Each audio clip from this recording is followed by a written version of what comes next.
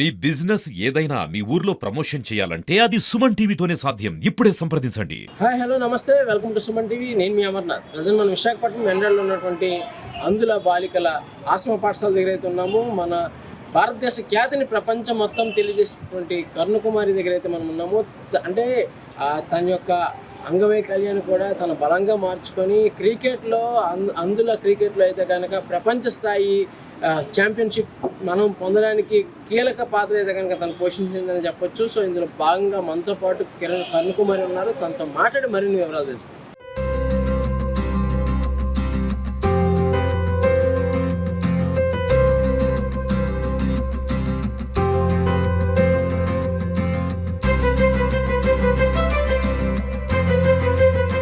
Congratulations first of all. నిజంగా భారతదేశానికి cup తీసుకొచ్చే ఘనత అందులోని కీలక పాత్ర అయితే నువ్వు పోషించావు.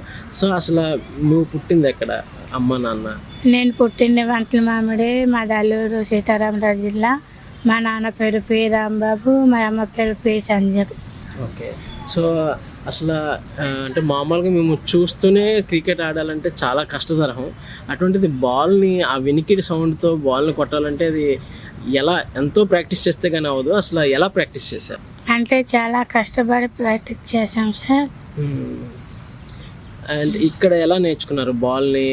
ఫస్ట్ ఇబ్బంది పడ్డారా కొట్టడానికి? అంటే ఫస్ట్ సార్ చాలా ఇబ్బందిగా ఆడేదాన్ని సార్. అలా నెమ్మదిగా ఆడడానికి ట్రై చేశాను సార్. అలాగా సక్సెస్ అయ్యో. ఎంతో కష్టపడితే కానీ ఇది అవ్వలేదు. సో ఫస్ట్ ఆఫ్ ఆల్ నీ విజయవానికి ఎవరున్నారు అంటే ఏం చెప్తావు? అంటే అంటే పీటీ సార్ కానీ లేదంటే ఫిజికల్ ట్రైనర్ కానీ ఇక్కడ క్రికెట్ కోచింగ్ ఎవరు నేర్పించారు? అప్పుడు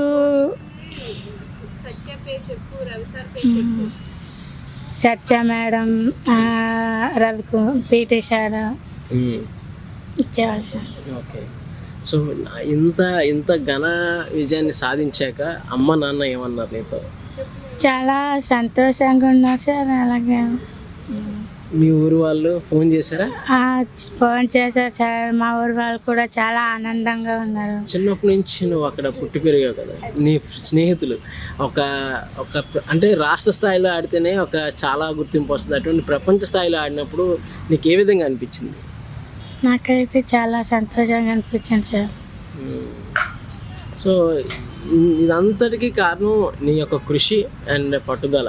అసలు ఫస్ట్ ఆఫ్ ఆల్ కనబడకుండా, అందులో నీకు క్లాత్ కూడా పెడతారు కదా కనబడకుండా. సో అది పెట్టాక కంప్లీట్గా కనబడదు, కనిపించారు అస్సలు. సో అప్పుడు బాల్ని నువ్వు ఫేస్ చేసేటప్పుడు ఎటువంటి భయం వేయలేదా? అంటే ఇప్పుడు తెలిసిన మనుషులు వేసేటప్పుడు ఒకలా ఉంటుంది, బట్ తెలియని మనుషులు బాల్ వేస్తే ఏ విధంగా ఫీల్ అయ్యావు? ఏదైనా సరే సౌండ్ వినేసే కొట్టాలి సార్. ఓకే. సో అమ్మ నాన్నతో ఒకసారి మాట్లాడదామా?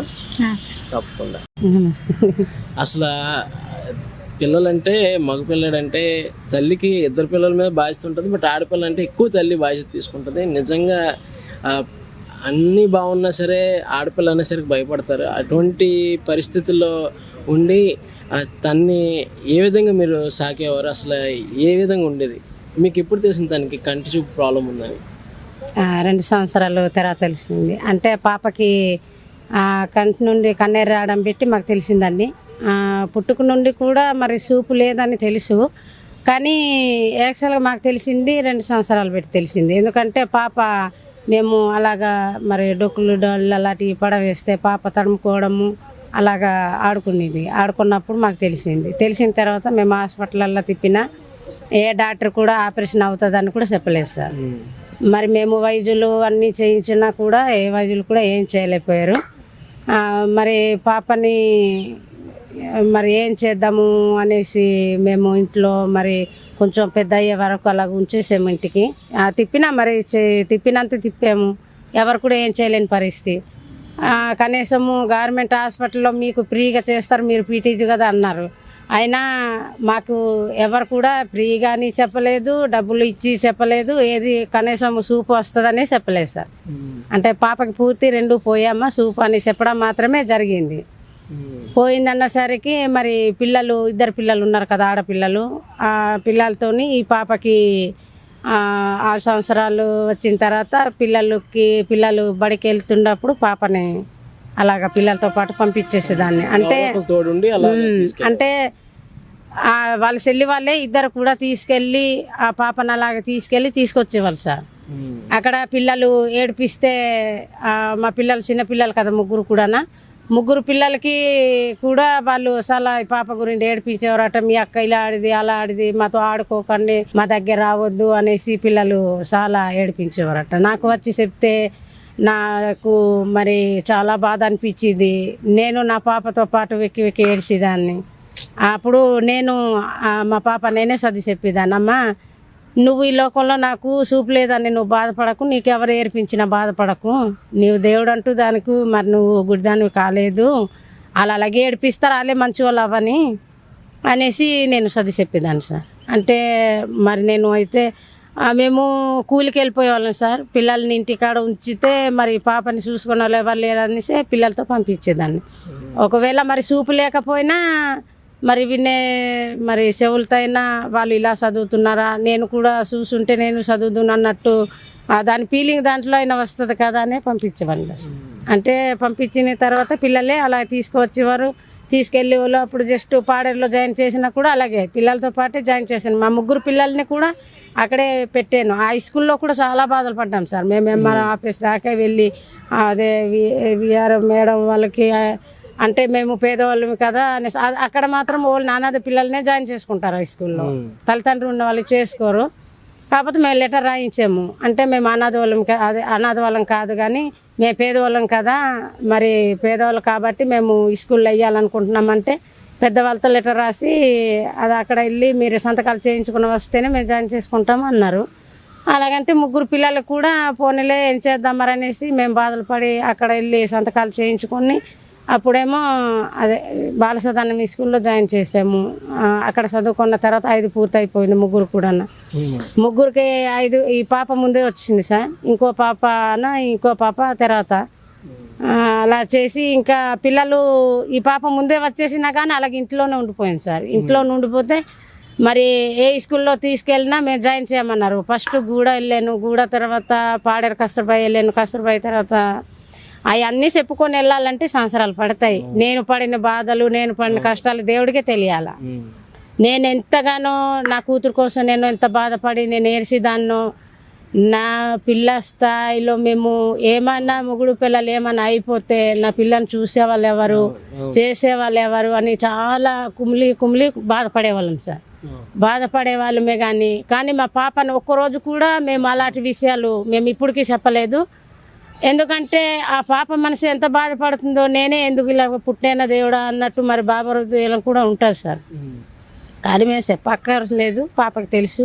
కానీ అమ్మ ఈ స్కూల్లో ఏదైతే ఇక్కడ విశాఖపట్నం ఉన్నటువంటి అంధ బాలికల ఆశ్రమ పాఠశాలలో జాయిన్ చేశాక క్రికెట్ మీద అవగాహన వచ్చిందంటే మీరు ఏమనుకున్నారు? ఆడుతుంది అసలు అనుకున్నారా? అంటే చిన్నప్పటి నుంచి ఏమైనా ఆటల మీద తనకి ఇంట్రెస్ట్ ఉండేదా?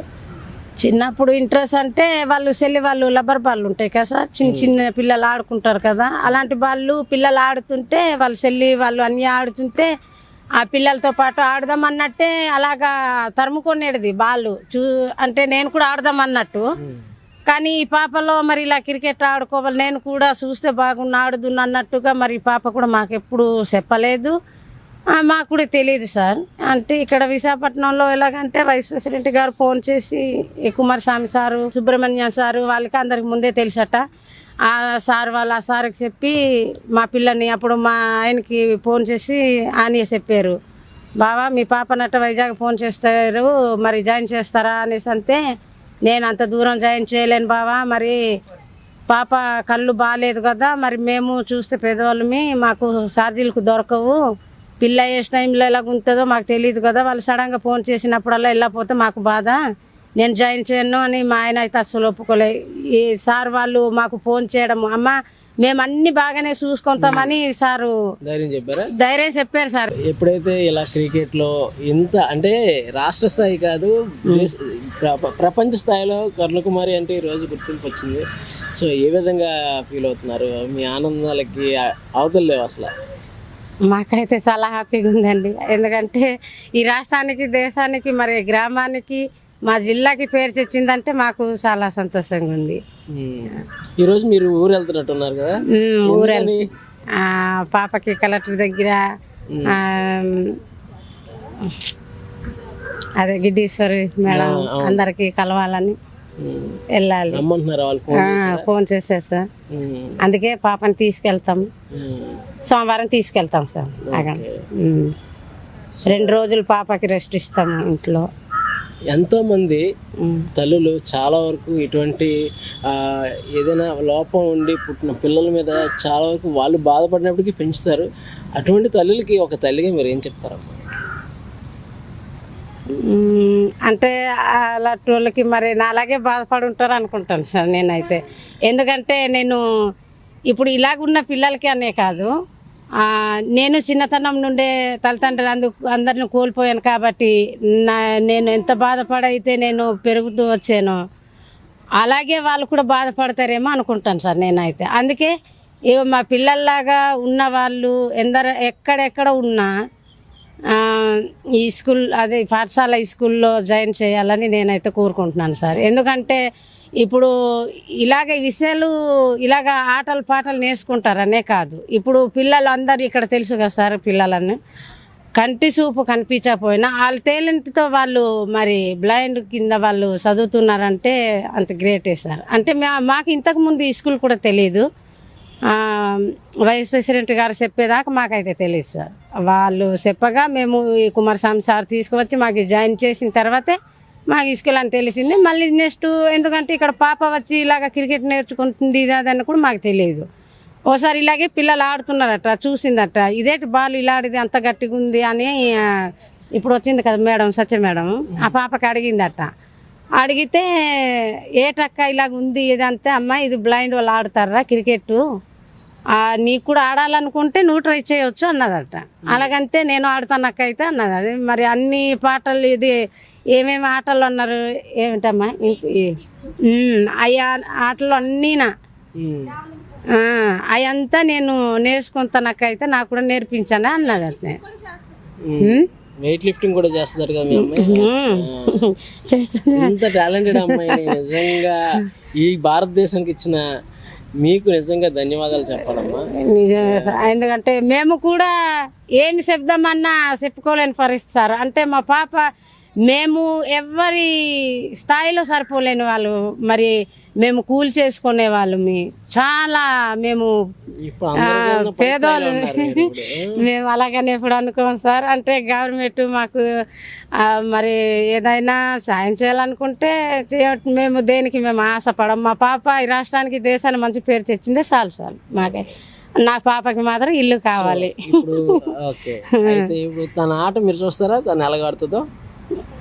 చూస్తాను సార్. ఓకే.